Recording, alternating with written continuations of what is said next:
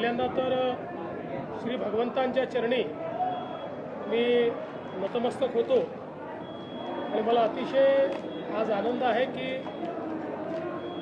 भगवंतांच्या प्रकट दिनोत्सवाच्या निमित्ताने बार्शीच्या ऐतिहासिक नगरीमध्ये मला येण्याची संधी मिळाली आणि विशेषतः आपल्या सगळ्यांना कल्पना आहे की हे अतिशय प्राचीन अशा प्रकारचं मंदिर आहे। जवळजवळ याचा उल्लेख हा 10व्या शतकातही सापडतो, 11व्या शतकातही सापडतो आणि या सोलापूर जिल्ह्याचं महत्त्व असं आहे की भगवान श्री विष्णूंनी या ठिकाणी घेतलेले अवतार हे आपल्या भक्तांकरता घेतलेले अवतार आहेत। अंबरीश राजाकरता घेतलेला अवतार हा भगवंतांचा अवतार आहे आणि पुंडलिक भक्तांकरता घेतलेला अवतार हा श्री विठ्ठलांचा अवतार आहे। त्यामुळे मला असं वाटतं की हा जो आपला इतिहास आहे, हे जे आपलं स्थापत्य आहे, हे जे आपलं अध्यात्म आहे, ही जी आपली संस्कृती आहे ती जपणं अत्यंत गरजेचं आहे आणि या सगळ्या परंपरा ज्या इतक्या वर्षापासून चालत आलेल्या आहेत त्यातनं जे लोकपरंपरा तयार झालेल्या आहेत या सगळ्या गोष्टी मला असं वाटतं महत्त्वाच्या आहेत आणि म्हणूनच मागच्याही काळात भगवंतांचं दर्शन घ्यायला मी आलो होतो, पण राजाभाऊ राऊतांचं सातत्याने आग्रह होता की प्रकट दिन उत्सवाच्या निमित्ताने या ठिकाणी आलं पाहिजे आणि मला देखील खरं म्हणजे ती संधी हवीच होती। त्यामुळे आज हे दर्शन मला प्राप्त झालेलं आहे। राजाभाऊंनी जो आराखडा इथला तयार केलेला आहे त्याला सरकार पूर्ण समर्थन देईल आणि अतिशय चांगल्या पद्धतीनं ही ऐतिहासिक जागा आहे। पुराणांमध्ये याचा उल्लेख आहे, विष्णू पुराणात आपल्याला त्या ठिकाणी उल्लेख पाहायला मिळतो की कशा प्रकारे दुर्वास ऋषींचं जे गर्भहरण आहे ते या भागामध्ये खऱ्या अर्थानं झालं होतं आणि म्हणून अशा या आपल्या सांस्कृतिक ठेव्याला अधिक चांगल्या पद्धतीनं लोकांपर्यंत आणण्याचा प्रयत्न करण्याकरता हा जो काही आराखडा या ठिकाणी मांडलेला आहे तो निश्चितपणे त्याला आम्ही समर्थन देऊ। भगवंताने सगळं दिलंच आहे आणि मी तर नेहमी असं म्हणतो की आपले ईश्वर असे आहेत की ज्यांना मागावं लागत नाही, त्यांच्याकडे जाऊन आपण नतमस्तक झालं तर सर्व मनोकामना पूर्ण होतात आणि शेवटी ईश्वरीय शक्ती ही आपल्याला मानसिक बळ देणारी आहे आणि मानसिक बळ मिळालं तर किती प्रश्न समोर आले तरी आपण त्याच्यावर उत्तर शोधू शकतो। असं वाटतं की या निवडणुकीचा जो निकाल आहे तो एक प्रकारे जनतेने मागच्या काळात जी चूक केली त्याची जाणीव होऊन एक मोठा आशीर्वाद हा राजाभाऊंना जनतेने पुन्हा दिलेला आहे।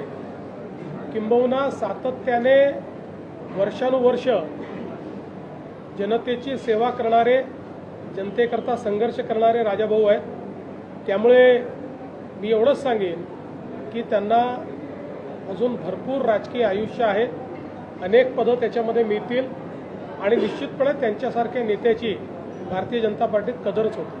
विधान परिषदेकरता कुठली नावं आहेत, त्याचं काय होणार आहे याचा निर्णय काही मी घेत नाही, तो आमचं देशाचं पार्लमेंटरी बोर्ड घेतं। त्यामुळे तिथनं निर्णय जे काय होतील त्यानुसारच सगळे निर्णय होतील। पण एवढंच सांगतो की राजाभाऊ राऊत यांना भविष्य आहे। मुळामध्ये एकूण हे जे प्रकरण आहे हे बघितलं तर सेल्फ रॅडिकलायझेशनचं हे प्रकरण आहे।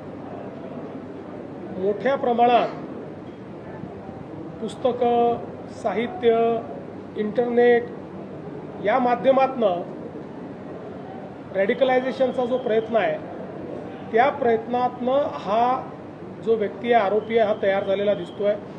त्यामुळे याला केवळ काहीतरी आपल्याला जिहाद करायचा आहे आणि जिहाद करायचा म्हणजे इतर धर्मियांना मारायचं आहे अशा पद्धतीच्या विचाराने पेटून त्यांनी हे कार्य केलेलं आहे।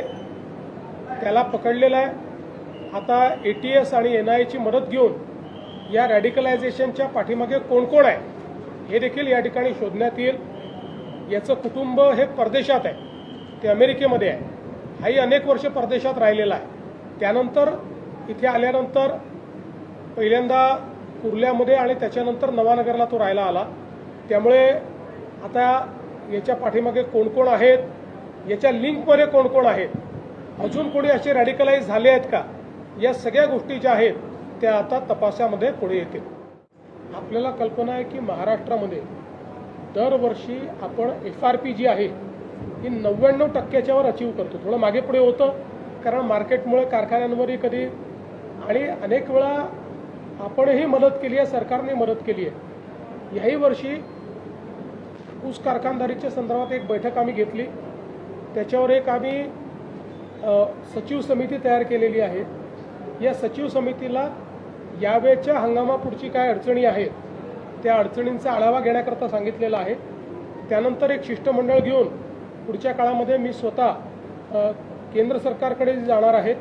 ज्या शिष्टमंडळामध्ये विशेषतः या ठिकाणी ऊस आणि कांदा उत्पादक यांचं एक शिष्टमंडळ घेऊन केंद्राकडनं याच्यामध्ये काय मदत मिळू शकते किंवा कशा प्रकारे नीती निर्धारण केलं जाऊ शकतं या संदर्भातला निर्णय आम्ही करणार.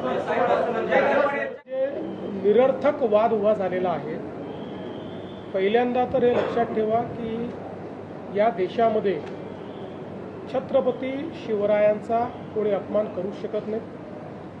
छत्रपती शिवरायांचा मान इतका मोठा आहे की कोणीही त्यांचा अशा पद्धतीनं अपमान करणं हे शक्यच नाही आहे.